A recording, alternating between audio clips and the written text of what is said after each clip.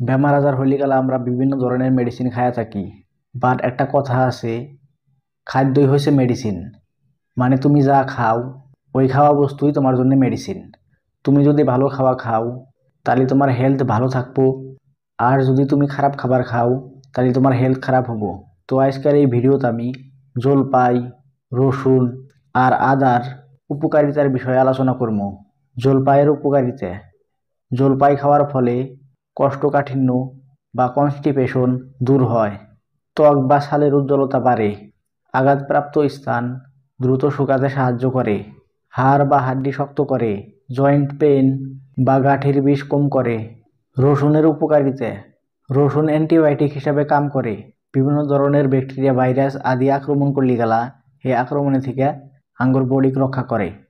রক্তের মধ্যে কোলেস্টেরলের পরিমাণ কম করে, হার্ট ভালো রাখে, সর্দি কাশ কম করার সহায় করে, ডিসেন্ট্রি কম করার সহায় করে। তারপরে রসুন খালি ক্যান্সার প্রতিরোধের ক্ষমতা বৃদ্ধি পায়। আদার উপকারিতা: মাথার বিষ কমায়, হাই ব্লাড প্রেশার কমায়, গর্ভ অবস্থায় বমি বমি ভাব কম করে, হজম শক্তি বৃদ্ধি করে। অপারেশনের পরে কাঁচা আদা খাইলে জলদি আরাম পাওয়া যায়। তারপরে এই আদা সর্দি কাশির জন্যও অত্যন্ত ভালো।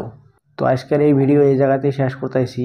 সেকেন্ড পার্টের জন্য কমেন্ট বক্সে কমেন্ট করো, আর ভিডিওটা ভালো লাগলে লাইক দাও আর চ্যানেল সাবস্ক্রাইব করো। Bye bye.